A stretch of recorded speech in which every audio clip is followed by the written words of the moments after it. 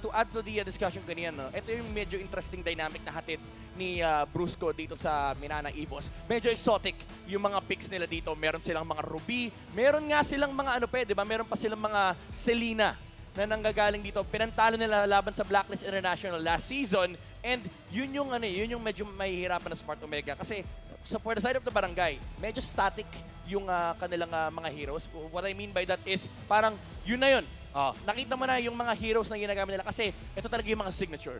For the side of Minana Evos, ang daming flex capability nitong lineup na to. Hindi natin alam kung ano yung mga ilalabas ni Brusco. Hindi nga natin alam kung ano yung ilalabas nila Lansu kasi napaka-flexible nila. Nagru-Ruby roam din itong squad na to. Si Imba DJ ba yan? Yes, Coach Imba DJ, part of the Minana Evos coaching staff. So, ang daming comeback. Comeback ata yung parang naging story ng laban na to. Players into coaches, coaches into players, at ang daming history sa mga players at sa buong team ng dalawa. Tsaka alam mo yung malupit dito? Ano?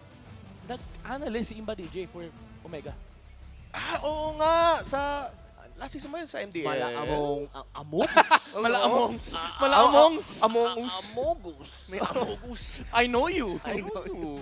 Pero, jokes aside, malaking tulong yon para sa Minana. Oh, for sure. Hindi naman kasi masyado nagbabago ng 180 eh. Kadalasan mga 30%, 40% nagbabago yung mga gameplay, pati yung mga draft. Pero yung mismong tendencies, yun yung mahirap baguhin.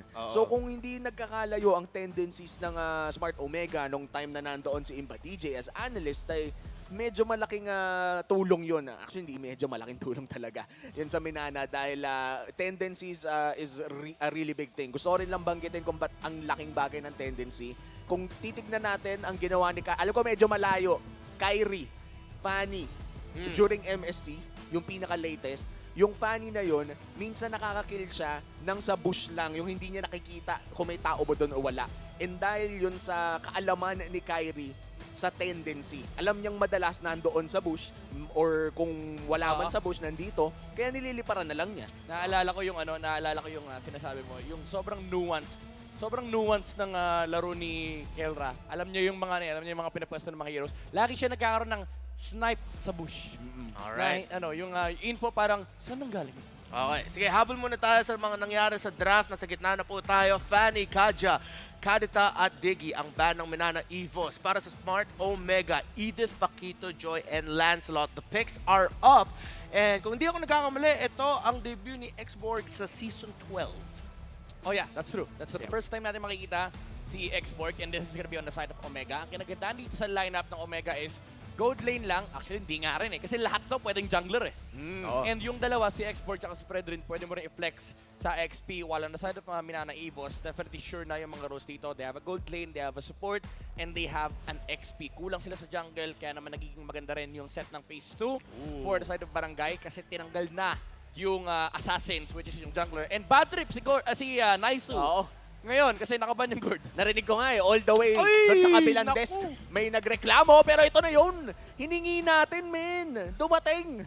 Grabe, welcome back to MPL Philippines. The Jack Mamba will be playing the Kufra sa laro na to. Sobrang exciting. Tapos meron pa tayong meta na marksman sa kamay ng gold standard. At pinag-uusapan natin dito yung Bruno. Na parang ngayon ang bagong 1-1 ng Season 12 na insta-ban o insta-pick.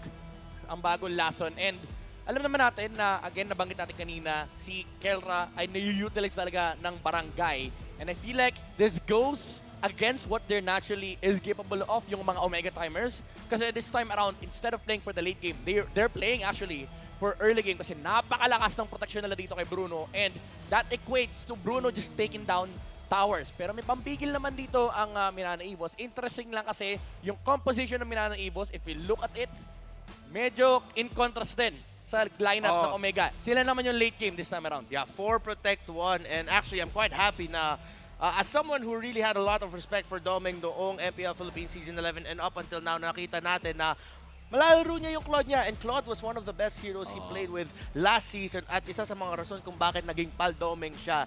Late game, catch up, out of nowhere, siya yung magsasalba ng laro para sa Minana Evos. Oy, I like this pick na nagmumula sa side ng Smart Omega, and looks like it's going to be the Eve na tatapatan lamang ang makikita nating Valentina. Dahil para sa akin in this meta, parang Valentina na naman talaga yung go-to mid laner kung saan na kaya niya talagang sabayan kahit sino. Kumbaga walang losing matchup. Ang kinagandahan kasi dito sa Eve, last pick ng Smart Omega is may dalawang school of thought. Pwede ka maglagay ng damage output para may supplement kay Bruno, pati na kay Kufra.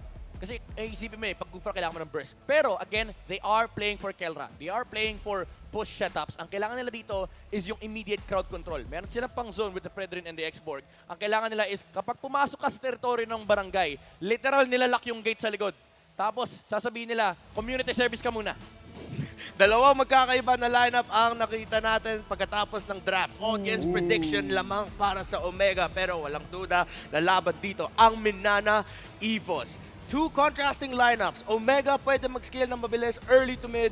Minana Evos, mid to late game. Sino ang makaka-hit ng timers nila? And of course, we also have to address, welcome to the MPL Philippines, Andorio. At some point of the game, Mapo will show up and you only have until the timer runs out to comment on your prediction with the hashtag. Papasok na po tayo sa ating laban. One lucky commenter who guesses correctly will win a redeemable in-game code. Tandaan nyo ay antayin nyong lumabas ang poll. And MPL Arena, welcome to MPL Philippines Season 12, Week 1, Day 2, mag-ingay para sa Minana Evos at Barangay Smart Omega. Men, ito na yun Ang first match of the day, kadalasan talaga ay nag-iinit agad. And excited ako makita kung meron ba ditong mga extra maneuvers. At pag sinabi kong extra maneuvers, yun yung mga hindi naman kailangan mag-TP doon. Pero TTP pa rin. Actually, yung extra maneuvers nga, pwede mo na rin bangkitin yung ginawa ng Grak kanina. Level 1, Guardian's Barrier. Muntik ma-reset yung purple buff. Pero Jack na dito nanggugulo. Pero napakabilis naman kunin ni Boyd AR yung kanyang purple and orange buff. Being a back shot. And of course, meron din siya dito ng concussive blast. Napakataas na kanya damage output. Jackno mag-style here. Figure out. Habulit. Oh no! Chaknu might just go down and that's the first blood going to the hands of Minana. Grabe, medyo nakadalawa kasi yung Torre. Oo, at saka tama din yung ginawa doon ng Minana Evos na hinabol nila doon si Chaknu. By the way, power predictions. Who will gain more assists in this game? Chaknu or Brusco AR? Comment your answer in the live stream chat with the hashtag SmartPowersMPLS12. Okay, sinabi natin kanina sa Minana Evos na pwede sila mid to late. Pero dahil meron silang backsha, pwede na mas mabilis yung pag-scaling dito ng Minana Evos kung maganda yung laro ng jungler nila. And kung makikita nga natin, mukhang masaya naman ang laro ni Boyet ngayon. 1-0 agad on this backsha. And ang maganda dito sa backsha, parang underrated yung snowball factor ng isang backsha. Oo. Para siyang reverse Martis. Yung Martis, kapag nakapatay ng early, sobrang sakit. Oo. Ito naman, kapag nakapatay ng early, hindi mo mapatay. C-Tram siya, C-Tram. Si Tram, binaliktad na Martis. Ang galing Oo, mo talaga. sinabi mo, reverse Martis eh. Galing, galing. Okay, Turtle, first one. Sino ata makakuha dito? Up HP on the Turtle. Lansu, pupunta dito kay Chaknu pero inikutan na nga rin ni Ryota.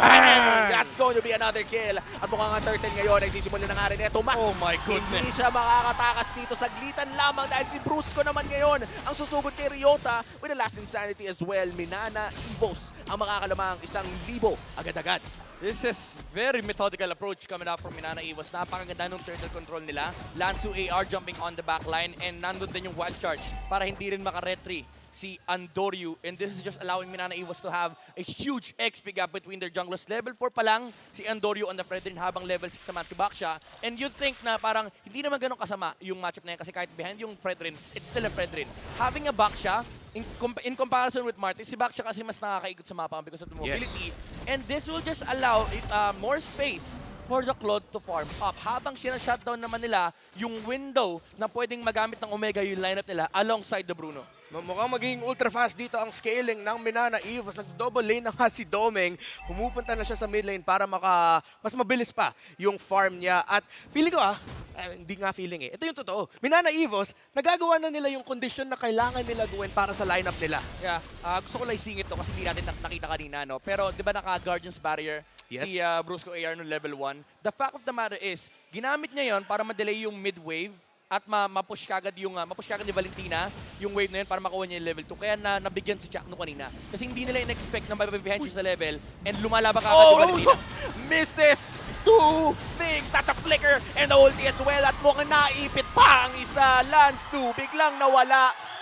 Men, ayoko sabihin pero nakita kasi ng lahat yun. Na caught in, hindi naman 4K, mga caught in 2K lang. Caught in 2K.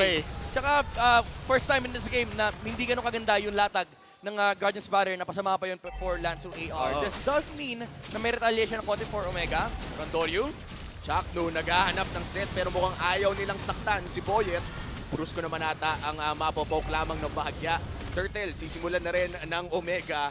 Wala pa atang laban dito, bossing. Na natin. Kontrolado kanina Minana Evos pero mukhang nawawala. Nako, ayan na nga, bumawi na ata si Lansu. Pero Andoryo ngayon, tumatangke ng bawas, nangangalahati na nga rin ng buhay. Ang ganda ng real world manipulation ni Eto Max. Lansu tumudugo, pero mukhang masesecure niya ang Turtle para sa Minana Evos. Grabe si Lansu pa nga ang nakakuha ng Turtle. Minana Evos gets the second objective.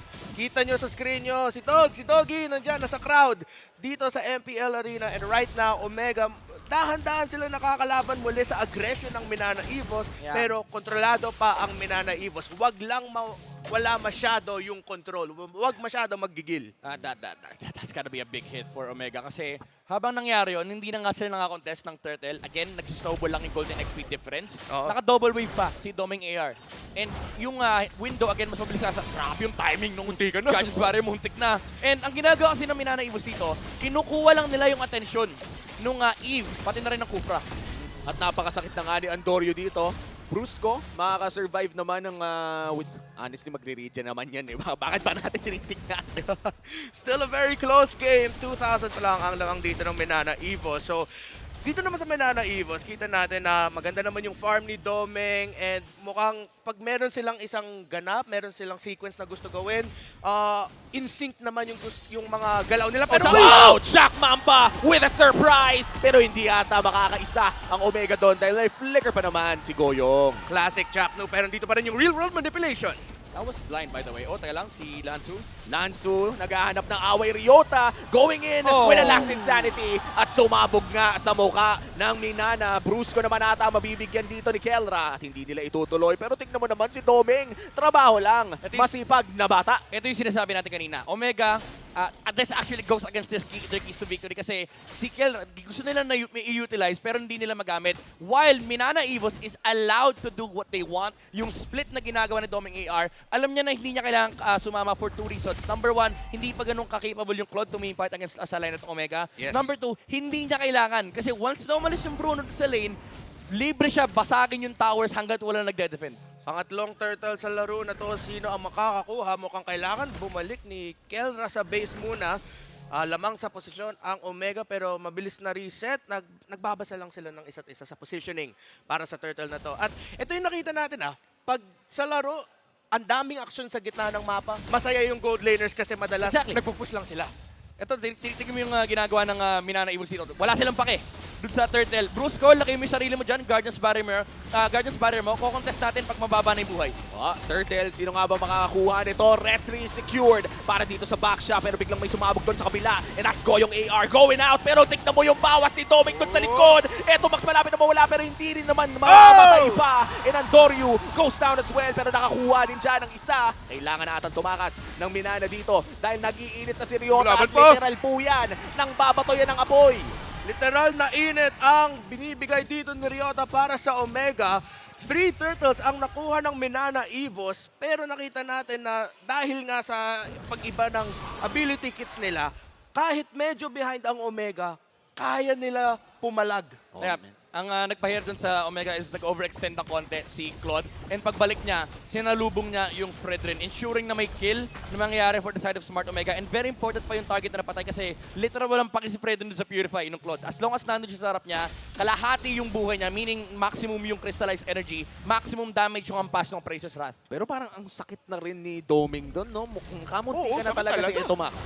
Masaya yung buhay niya sa pag-farm. Bilis niya nakukuha ng golden staff. Isa lang yung death niya doon. So, at this point, expect talaga na pag pumasok dito si Domeng, ang sakit na ng Blazing Duet ng isang Claude. Conceal play nagmumula dito sa Omega. Pero sino nga ba ang mahuhuli nila? Naamoy naman ata ni Boyet at narinig din yung nag-stretching. But this will be a free turret para sa side ng Omega. Grabe yung gold lead natin, hindi masyadong gumagalaw. I think medyo obvious din yung conceal plane yun, knowing na wala nagpupush ng mid and wala rin nag-defense may top lane. So probably sabi ng Minana Evos may tatlong heroes sa may bottom lane. And again, yung ginagawa ni Doming dito, this just puts so much pressure on the opposite side of the map. Kapag tinignan mo yung laro ng Minana Evos, laging nasa opposite side si Doming AR kasi meron silang backshay. Aabot at aabot sila doon sa Turtle or Lord. And ang kailangan lang nilang gawin is i-make sure na yung vision ay nakokontrol nila and hindi sila naaabot ng Omega. And allowed sila gawin yon kasi ang huli lang talaga ng Omega dito is yung Kufra. Every time na nawawala yung Kufra, relax din talaga ang Minana Evos. Hindi sila umaabante ng very aggressive sa mga bushes kasi again, yung Omega, parang yung Minana Evos, sinasabi nila sa Omega, kayo mag-start yan, aabot kami dyan. Tingnan mo yung spacing sa mapa ng Minana Evos. Layo pa dito si Domeng. Nang-umpisa nila, nirarash ata ng Omega.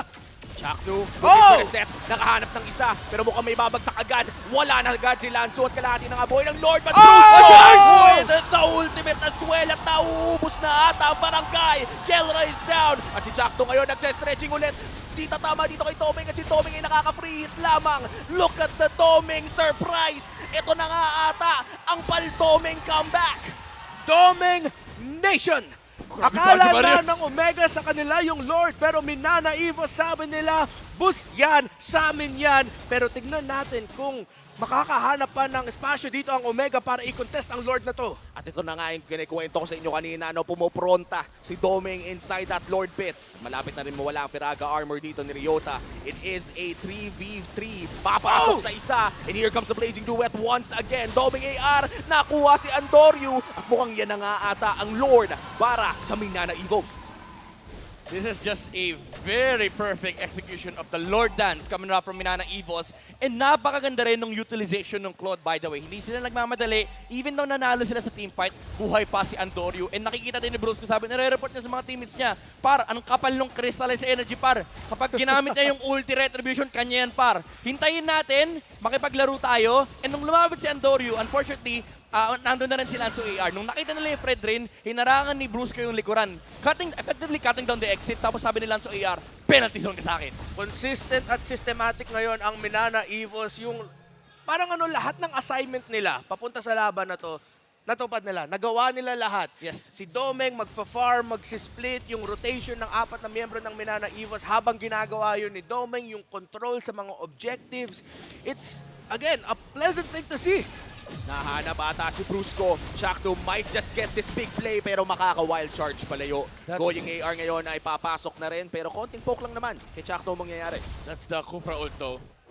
And wala silang pang teamfight dito. Pero fortunately for Smart Omega, kaya pa naman nila mag-defend. Pero again, habang tumatagal yung oras, yung Omega Timers actually nasa kabila kasi they have a Claude. Even though, sabihin natin, may damage output naman yung Smart Omega. Nandiyan pa rin yung Bruno. And masakit din yung Eve sa late game, especially with an X-Borg being the frontline here for the Barangay. Ang dilema lang din talaga nila dito is yung binabanggit natin kanina sa Keys to Victory. When it comes to split push, lugi sila sa late game. Okay, looking at the Infinix instant replay, masok na si Chakno, but the counter engage kagad na nilalabas ng Minana Evos and of course the late entry. Ang haba ng listahan ng Omega sa mga dapat nilang iwasan. Ang daming setup, ang daming late initiation na pwede ilabas ng Minana Evos na hindi mo pwede sabihin na isa lang yung hinahanap nilang set eh. Kasi pag pumasok si Brusco, baka mag-late entry si Lanzo at saka mag-late entry din si Domeng. Tsaka paano mo naman ba kasi iiwasan ang Blazing Duet kung nasa mukha mo na at hindi ka rin makagalaw? Yeah, talagang wala kang taka kasi kapag tinignan mo, wala rin talagang sagot yung Omega. They just have to deal the damage through against the Claude. Pero may Wind of Nature na rin siya kasi so kaya niya ng harapan si Kelra. The only thing na papatay dito sa Claude is number 1 yung mistake if magkamali si Domeng AR sa kanyang sa kanyang BMI or if mahuli ni Chakno yung Claude na walang Purify. It's interesting. Parang classic Omega storyline to, di ba? Yung tipong, guys, kapit lang, makakahanap tayo ng turnaround. Pero mukhang mahirap yun na pwede mangyari para sa Omega. Yun nga, kasi sa sobrang habang listahan ng crowd control effects ng Minana Evos. Pero hindi mo pwede iduda na pag nandyan nga talaga at nakakapit ang Omega sa isang teamfight at nagamit masyado ng Minana Evos yung mga skills nila, makakaikot pa ang Omega. Chaknu, hindi nahanap si Domeng pero mukhang si Ryota ngayon ang makakakuha ng konting damage. Kailangan mag-back ng Omega. At Lord ngayon ay sinisimulan na pala dito ni Boya. I don't know if that was a Chakno na talagang hindi niya ginamit yung flicker or baka na-misclick niya or baka binibait. Kasi baka iniisip niya pwede ko i-bait yung Purify ni Doming. Pero again, opposite side ng map, map sila kanina, pero this time around, kasama ni Claude sa teamfight. Grabe yung pwesto dito ng Manana Evos, Lord, down to 50%. Naghahanap ng pwesto si Andoryu. Pero mukhang babagalan muna ng Minana Evos ang pag-take ng Lord na to. Nag-aantay ata sila ng mas magandang pwesto. Resets the Lord at mukhang hindi na nila sasaluhin pa. Matagal-tagal atang Lord Dance ang ating papanoorin dito. Oh, chumachacha. Pero kita natin yung Manana Evos, nire-respeto rin talaga nila yung potential comeback factor ng Omega na kahit sila yung lamang, kontrolado nila yung laro so far. Pag nakita nila dito sila, Andori, wala sila masyadong impormasyon, steady lang daw muna sila. Grabe, tignan mo si Doming. Oh. Ang daming kaganapan pero Naka muna ako purple boss. Oh. umaasi muna ako. Objective din naman to. Iniwan po yung maliit. Grabe. Grabe. Kaya nga siya paldoming eh. Grabe. Sabi niya, ayun, iniwan yung maliit. Ano yan, medyo charity na... Ay, grabe! Kelra might be in trouble pero hindi pa naman siya namamatay. And that's Doming AR. Gone already. Malaki to para sa barangay pero si Boyet ngayon ay sumusubok na rin. Here comes the last insanity. Pinasabog na nga ni Ryota ang marami. At yan na nga, 3 na ang nawala sa Minana at mamanahin nata nila ang kamatayan mula sa barangay dahil si Boyet AR na lang ang pinagtitripan ng dalawa. Pinag-usapan nga lang natin, Boyet kumakapit, hinahabol. Brusco na hulin ng Omega. Boyet na lang naiwan. 3 laban sa 1. Kumakapit, Naku, malala. Ryota nakagante with the last insanity. Ang sabi niya kanina sa pregame ay 2-0 to. Pero malapit na mabuhay si Doming. Malapit na mabuhay si Lansu. Ito na ba ang milagro na hinahanap ng Minana? May minions, may minions. May minions na. Wow! We were just talking about it. Pag hindi nag-ingat ang Minana Evos, masyado nila ginamit yung skills nila at hindi perfecto yung initiation, makakahanap ng turnaround ang Omega. Ito yung sinasabi natin kanina, Eto Max tsaka si Kelra, meron silang damage output. I feel like binate ni Doming AR yung hits coming out from Kelra. Hindi niya kagad pin-up yung Wind of Nature, but he suffered the loss. Kasi nung mababa na yung HP niya, hindi naman na si Kelra yung finishing blow. Si Eto Max na. And wow, grabe yung pinakita ng Omega doon. At parang ganun lang, yung 4K gold lead tumalon. Pabalik sa kanila, 2,000 na. Looking at the items, Wind of Nature for both marksmen. Rose Gold Meteor, of course, pinuod dyan ni Keldra para hindi siya makakuha ng damage masyado. Galing kay Goyong na kailangan na rin respetuhin. Damage output ng isang Valentina. Hihintay na lang yung isa pang magandang damage item para sa kanya. Sobrang ganda ng blade armor from the export. This just means na hindi pwede na basta-basta i-free hit ni Doming AR para ma-poke down yung Peraga armor, yung export. So this give a lot of options for Omega. Big team fight. Chapnu, nag-stretching lamang. Pero ito na ata ang push na inaabangan ng barangay. Tatapusin na kaya nila ito. Brusco, saktuhang pagpwesto lamang. Mabubura ang Lord ni Nana Evos with a great defense. Kulang pa sa minion waves. Kailangan pa nila mag-clear ng torre doon sa mga side lanes. Dalawang torre pa nga doon sa taas pero mabilis matutumba yun. So Doming. Wala namang tao dito for Omega. Again, that was just either a crucial misplay from the Claude or napakaganda rin ng micro na ginawa ng Omega versus Doming. This puts them in a very good spot. At naggantihan na nga ang dalawang real world manipulation. Hindi pa nagkakaabotan, no? Parang perfect squares. Perfect square. Perfect Dami. squares. Minsan, kailangan na lang talaga natin tumingin kung kaninong real world manipulation yung nakalapag. Sobrang dami namang pera ni Ryota. 2 item under 1 minute. 4-0-5 so far. Perfect game para sa export. May gustong patunahin si Ryota eh. Ang yaman ni Atoy R. Na-call out kasi kanina. Oo. Nung pre-game, sinabi ba naman na malakas sana yung Smart Omega kung kaso nandun daw si Ryota? Yung tawag doon, beautiful storytelling. Oo. Na kinall out ka ng isang player, tas ngayon, ang ganda ng laro mo dito sa game number 1. Omega ngayon ang lamang pagkatapos ng magandang, sabihin natin, first 13 to 14, 15 minutes ng laro galing sa Minana Evos na nakita natin na bura in one false engage. Grabe, sabi ko kanina nasa side ng Minana Evos Omega timers pero iba pa rin talaga pag Omega ang may hawak ng timer nila. 18 minutes in. 2 minutes in na tayo sa Omega timers. And 2 minutes na rin nasa harap ng base ng Minana yung Omega. Kilala natin yung Barangay Omega habang tumatagal lalong sumasarap ang laro nila. At ngayon, ang sarap ng buhay nila ngayon dahil sobrang lamang na nila. Nababaliktad talaga ng Omega ang mga ganong klaseng team fight. Pero ngayon, mukhang makakalbo na ang base ng Minana Evos. Wow. Omega, kumatok lang, nawasak na ang 3. Heartbreaking for Minana Evos fans. Sobrang na-turn around yung laro. Pero again, kung nakita natin, one wrong engage galing sa Minana Evos. Naikot yung laban, pabor para sa Omega. One really good engage galing sa Minana Evos. Kaya rin nila ikot yung laban ulit. Oo. Honestly, they need to play the split push right now. Hindi rin ganun ka-confident na ilagay. Naku, no, na-regen pa niya. Grabe. Oh, sip. Kailangan respetuhin si Baldoming. Oh, sip HP. Grabe, ang bilis na wala ang HP dito ni Jack Mamba. Sabi kasi ni Doming, ito walang blade armor. Oh, wala. Pero masaya doon ang Omega na hindi nawala yung immortality niya. Ryota, muntikan rin nawala doon pero makaka-regen siya. Omega lamang dito sa Lord. Nabalik pa ang Firaga Armor, kamuntikan na. Pero concealed play, nagmumula dito kay Chakno. Si Brusco ata ang tanging makikita. Boyet, dumadriving lang naman doon. Pero si Chakno ata, delikado. Goyong, oh! Last Insanity na gamit na rin at may penalty zone doon sa loob. Oh, ng Kelra! Pero Kelra is down. Wala na ang gold standard para sa barangay. At si Andorio ngayon ay napaulti na rin. May stun din na magagaling dito kay Brusco. At mukhang kontrolado na ng Minana. Si Doming pa ang nasa loob. Wow! That's a Lord secured para sa side ng Minana. At tatakas na ang barangay. Ryota might just get his first death of the game pero hindi.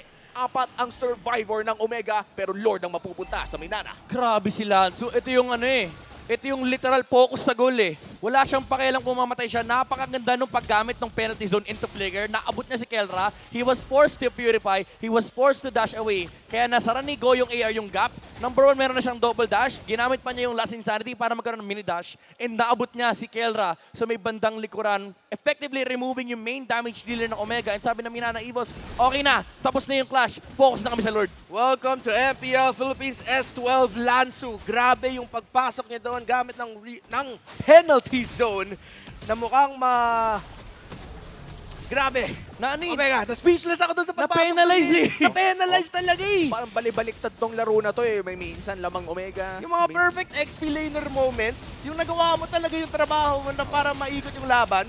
Yun lang naman talaga ang kailangan nating makita. Pero ngayon, Chakdu naghahanap ng nice step, pero dodge! di tatama. Nice Oh dodge my goodness. mula sa Minana Evos. Pero tutunawin na ata ng Omega ang Lord. That's one inhibitor down. Mission successful para sa Minana Evos. Grabe si Goyong. Yung proc ng Last Insanity, may window kasi na may konting CC immunity. Oo. Yung Last Insanity, hindi siya tinamaan nung knock-up ni Chaknu. Maliit na bagay, pero naka-disengage ang Minana Evos na walang punishment coming up from the barangay. Okay, so umabot na tayo sa punto na yung laban na to ay magdedehado galing sa isang team fight. One wrong move, one perfect move from either of these two teams can determine the result of this game. And so far, si Ryota pa rin ang wala pang deaths dito sa laro na to.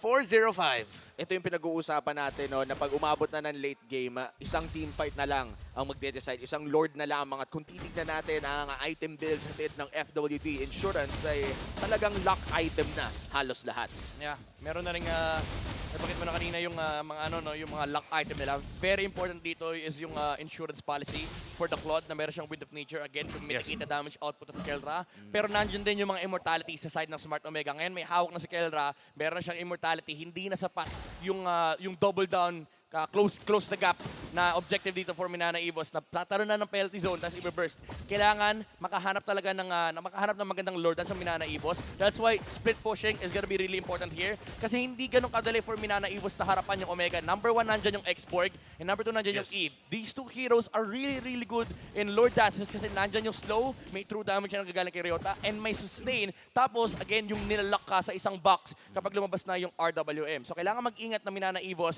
They need to place the Claude on the opposite side of the map. Pero alam to ng Omega. Sabi ni Kelra, Claude God din ako. Kung ako yung Claude dito, ganyan yung gagawin ko. So, guys, dito tayo. From the matchup of the gold laners to the matchup of the roamers, yung kailangan gawin dito nila Lansu at saka ni Ryota para sa kubanan nila, sobrang taas ng halaga. Isang magandang pasok gamit ang penalty zone, isang magandang lapag ng Last Insanity ng X-Borg. We have to watch out for those two key abilities galing sa XP laners. At Evolve Lord na rin ang usapan dito. Ito yung mga game-changing objectives talaga sa loob ng isang laro. Sisimulan na ni Andorio. Chaknu nag-check push lamang. Kontrolado sa ngayon ng Omega ang Lord Pit. Pero nandyan na rin si Boyet at Lansu. Doming split. Ito yung mahirap eh. Kung mahirap from frontline sa Minana Evos, sa side naman ng Omega, ang hirap nung palakad-lakad ka. Uwi ka ng base. Oh, Kasi May split push-an tayo. Nagamit ni Etomax yung real world para Oo. hindi mamatay yung Torre doon sa baba. Para lang makaklear ng Oo, wave. tuming! Naku! Purify. Si Toming naman ata ang gusto. Oh! Ayan ang Afli ni Kera na ng Mamba. Pero may gante si Brusco at si Kel na ngayon ay nag-dash. -1, wala ka na Doming. At si Brusco naman ata ang isusunod. Yung immortality ay hindi sapat dahil dalawa ang mawawala sa Minana Evox. Oh my goodness! At itutuloy pa nga ata nila dito si Ryota. Nice penalty zone mula dito kay Lansu. At si Antonio! Antonio ngayon, siya naman ata ang igagante pero tatakas na. Dahil nandito na ang tanod, nandito na si Etomax. 5 versus 3. Tatlong miyembro na lang ng Minana Evo. Sapat ba yung wave clear? Sapat ba yung damage? Makakadepensa pa sila! Mag-iingay na ba ang barangay? Ryota looking for that damage. Pero ngayon si Goyong, saktong depensa lamang. Insanity. Last Insanity na gamit Antonio with Appraiser Slap. Base! Sumabog ng sabay-sabay. Yung mga immortality ay nawala na rin at si Antonio ngayon ay tumatangke. Pero sapat si Goyong. Sapat ang damage. Wala man yan. At kailangan niyang tumakas, may immortality pa siya. At ayan na nga, mapapop na rin. Lanso AR, naghahanap pa rin sila ng angulo para matapos pero hindi Boyet nila sa labas. matapos to. Ayaw pa umalis dito ng Barangay Omega. Minana Evos kumakapit pa sila para sa depensa! Goyong AR looking for the big ultimate. Oh! Unstoppable na si Ryota. Nagalit kasi nung pregame. Grabe, sabi na ng Omega, ang tagal na natin dito! Ang tagal na natin dito! Yung minion waves, ayaw sumabay masyado. Uwi muna tayo. Punta tayo sa Lord. Grabe yung depensa ng Minana Evos. Oh, they wanna take the Lord. They can't take the Lord kasi buhay yung jungler na Minana Evos. Samantalang patay din si Andorio. This does give Minana Evos the advantage, however, kasi buhay yung Baxia at buhay yung Claude. Gusto ko lang balikan yung kill kanina kay Chakno. Binato niya yung tissue paper para mag-proc yung Quantum Charge. Kaya naabot niya ng Tyrant's Rage Flicker yung Claude. What a play by the mom. Ito naman! Chakno with the setup at hindi na nakagalaw si Goyong. Ganun kabilis yung nangyari para sa barangay at ngayon 4v4 na. Problema kasi yun 4v5 kanina. In-equalize lang ni Chakno. Oh my goodness, grabe yung mga outplays dito. Chak Mamba, nakakadalawa na siya sa trade. Even though nakapag-defend yung Minana Evos, again, yung mga jumps ni Chakno, he still has a flicker by the way. After nitong Lord Take na to, which will spawn in 30 seconds, mabubuhay naman si Lanzo at si Goyong after that. Pero kailangan nila mag-ready kasi again, may flicker play coming out from Chakno. Take a moment to breathe and take it all in. Unang laban Chakno, pa lang Chakno. para sa araw na to. Chak, uy, ginamit dito ni Bronsco. Grabe. Yung ultimate niya makakatakas. Alright. Chakno. Hingang onti lang para sa dalawang kupanan na to. Hindi pa tapos. Almost 27 minutes. Ah, Chakno! tatapusin na nila anong hindi pa tapos. Si Lanzo naman ata makakapasok muna ng penalty Yellow zone. Pero babagsak na rin siya. That's 1 kill for Kelra. At 3v5 scenario makikita natin dito sa loob ng base ng Minana Evos. Tatapusin na ba dito ng Omega? Malayo pa ang Lord. Oh, Si direct Boyet ay kailangan na mag-back. Si Domeng, delikado dito pero baka BMI pa pabalik. Claude, It is Claude. a 5v3. Makaka-clear ba dito? Yung Claude Oh! tatapusin na ata pero may BMI pa. Places track. Hindi tatama kay Boyet. IAR lamang at si Goyong ay papasok na rin with the last insanity. Pero kalimutan mo na lahat ng yon. Dahil Omega ang Game 1 winners. 27-11. Ganon katagal ang unang laro sa araw na to. Barangay Omega walks away with a victory, but are you not entertained? This winning moment is brought to you by our official sponsor, FWD Life Insurance, Smart Omega, at ang Minana Evos pinakita ang mas pinaslakas na laro dito sa Season 12, dito sa Day 2 ng Week 1. Game 1 pa lang tumatayo na. Oo. Yan ang gusto ko. Woo! Ngayon lang ako nakakita Wow! Ngayon lang ako nakakita ng ng taong win condition. May insurance policy yung Smart Omega. Anong Purify?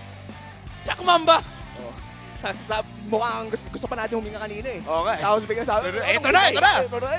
Gusto ko rin magbigay ng props dito kay Andorio sa ginawa niya doon sa Oh, yeah. hinto ng Yeah. wave clear ni Domeng. Yung knock-up, yung taunt na nilabas ng bagong jungler ng Smart Omega, yung Fredrin, para mahinto yung Blazing to Wet wave clear ni Domeng. Sobrang crucial yun sa depensa, sa opensa ng Omega. Nag-alagrak. Nag-alagrak, si oo. Antonio. Sabi niya, wala akong wild charge pero pwede na to. Sinuntok yung Claude tapos inangat eh. Nakasul yung Blazing to Wit eh. Ginawang burger. Oh my God, grabe yung Flinlit lang na mechanics. ganun eh. Whoop! Lupit. Grabe yung pinakita, hindi lang ng Omega, pero of course ng Minana Evos rin. back and forth yung laban. At doon nga, umabot na nga sa punto na naging sino ang makakakuha ng mas magandang team fight. Ang sagot doon ay Omega. Oh, yun, nakita nga natin yung sagot. Gusto ko lang sabihin, yung comp execution, definitely Minana Evos. Yes. Pero yung stellar individual performance, nakuha na Smart Omega. Wow. Welcome back to the MPL Philippines. Jack Mamba. Welcome back to playing Ito Max. Really great performance as well. And of course, mukhang sobrang komportable ni Atoy R doon sa XP lane. Oo, ang ganda ng ginawa ni Ryota doon. No? Very safe, pero alam mo yung tama yung risks na kinukuha niya. Mga smart risks yung mga kinukuha ni Ryota doon. Pero ang gusto ko talagang i-highlight dito, men, yung ginawa ni Ito Max doon sa baba. Ang laking tulong nung alam niyang importante yung wave na yon na Yes. nag-real world siya para hindi bumagsak yung inhibitor. Although it's at the expense of the team fight, pero alam kasi nila, kailangan nilang ayusin muna yung Claude problem nila. Pero being Smart Omega, anong ayusin yung Claude problem? Akala mo nag-split push ka? Hindi. Hinahunting ka namin. Oh, yun nga yung nakakasurpresa eh. Minsan, sa mga sitwasyon na ganun, alam natin na the usual thing is nakapwesto yung mga roamer, yung kalaban mo na team sa Lord. Kasi nandun na yung Lord eh.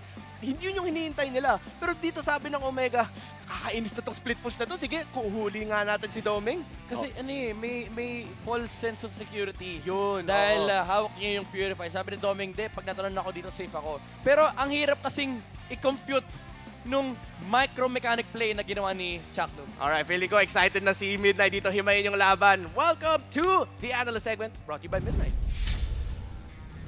Kakaiba ang init na dala sa atin ng Minana Evos at Barangay Omega. Game number 1 pa lang pero nagpakita na ng insane macro gameplay ang Minana Evos at insane micro gameplay naman from the side of Smart Omega. Nakita natin kanina na hawak ng Minana Evos yung majority nung early to mid game. Kahit ngayon late game, nakikita natin parang nahihirapan yung Smart Omega. But at the end of the day, it was the individual decision makings of the players that allowed Smart Omega to kind of take over in this game.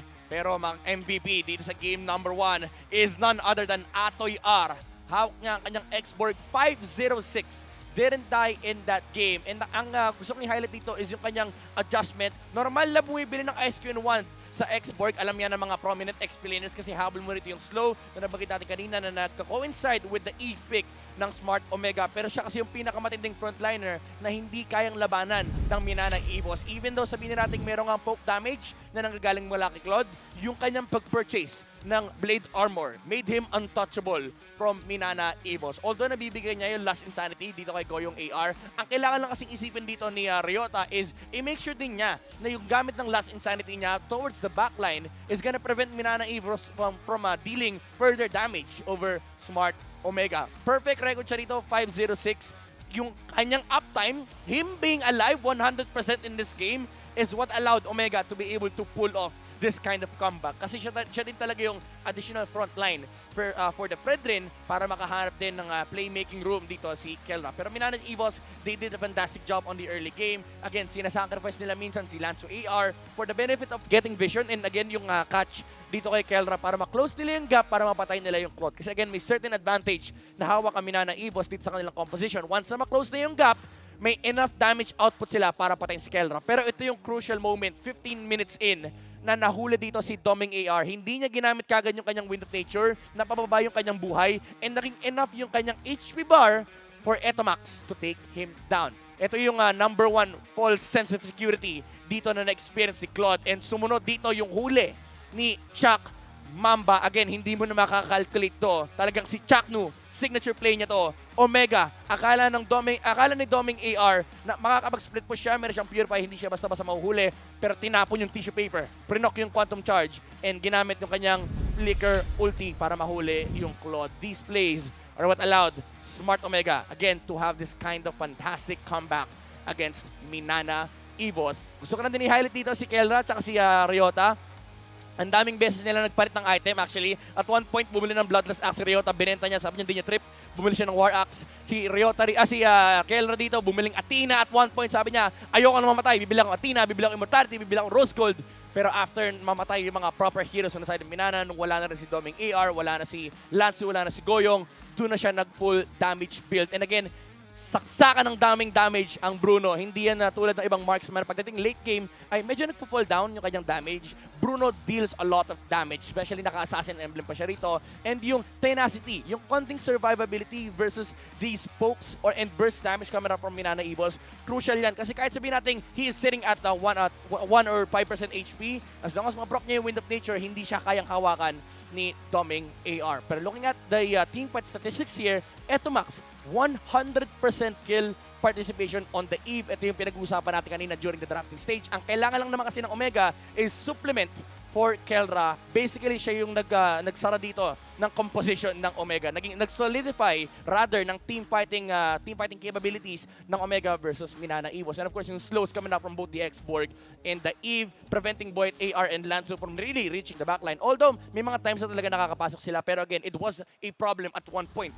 for Minana Evos. Doming AR, again, napakataas ng kanyang farm, 803 GPM. Ang taas din ng hero damage. Pero ito yung factor ng game na hindi mo kayang i-calculate. Chuck Mamba with the Flicker ult, securing that game here for Smart Omega. And speaking of Smart, with Smart's power, all 99, you have the power to do what you want. With 8 GB for all sites and apps, you can power your play or watch, share, and stream everything. You also get a free Giga Arena ticket, so you can unleash the inner gamer